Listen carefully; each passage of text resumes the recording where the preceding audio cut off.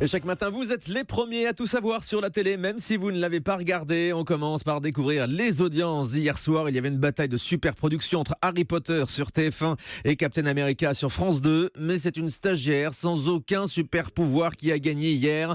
Michel Bernier, la stagiaire de France 3, écrase la concurrence. 4 300 000 téléspectateurs, 17,6% d'audience pour les 2 épisodes diffusés en prime time. C'est un succès insolent de France 3 en ce moment en prime time qui réussit de nouveau à battre TF1 avec une fiction française. TF1 est relégué en 2e position avec Harry Potter et les reliques de la mort, 2e partie. La semaine dernière, seulement 3 100 000 téléspectateurs et cette semaine, 3 300 000, un tout petit peu plus, soit 15% du public branché devant la baguette magique d'Harry Potter, dont Baptiste sur le télérépondeur. Je suis en train de regarder Harry Potter, les reliques de la mort sur TF1. Je ne m'en lasse pas du tout de cette saga. J'ai grandi avec cette saga. J'ai grandi avec les personnages. C'est une saga qui m'a marqué en tout cas par son originalité. Bonne émission à vous, je vous embrasse. Merci beaucoup Baptiste de votre message. 3e position des audiences hier soir. Eh bien ce n'est pas Captain America sur France 2. Il faut d'abord découvrir le score d'M6 avec Chasseur d'appart, le choc des champions, l'émission de Stéphane Plaza. 2 900 000 téléspectateurs. Ça grimpe par rapport aux semaines précédentes. Il faut dire que c'était une finale hier.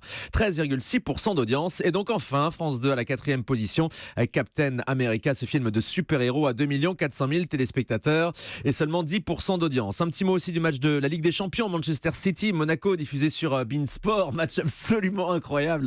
Jérôme Yanichenko ne s'en est toujours pas remis. Vous savez, c'est le seul supporter monégasque actif en fait, Jérôme Yanichenko.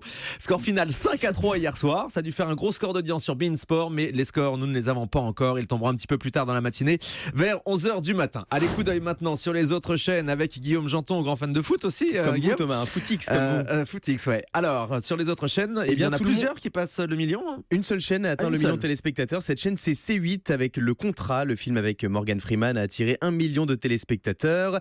NT1 est 2e grâce au film Tanguy. Le classique avec André Dussolier a captivé 980 000 cinéphiles. Et puis W9 proposait hier soir un nouveau numéro de son magazine de reportage État de choc présenté par Stéphanie Renouvin. L'émission suivie par 450 000 Français n'a pas fait l'unanimité auprès des téléspectateurs. Exemple sur notre télérépondeur avec Alexis Delille.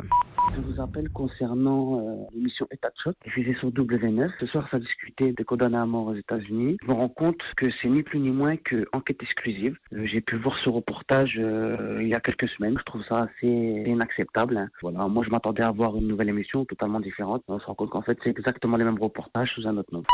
Du Accent du Nord pour Alexis sur le télérépondeur. Voilà donc pour les prime time. On passe maintenant aux access, Guillaume. TF1 est leader grâce à Laurence Boccolini et Money Drop. 3 600 000 téléspectateurs. Sur France 2, Nagui a rassemblé 3 millions de fidèles devant le 2e numéro de N'oubliez pas les paroles. Et puis on jette un œil sur les scores des talk shows. 1 250 000 fanzouz ont suivi Dites-le à Baba avec Cyril Hanouna et Valérie Benaïm sur C8.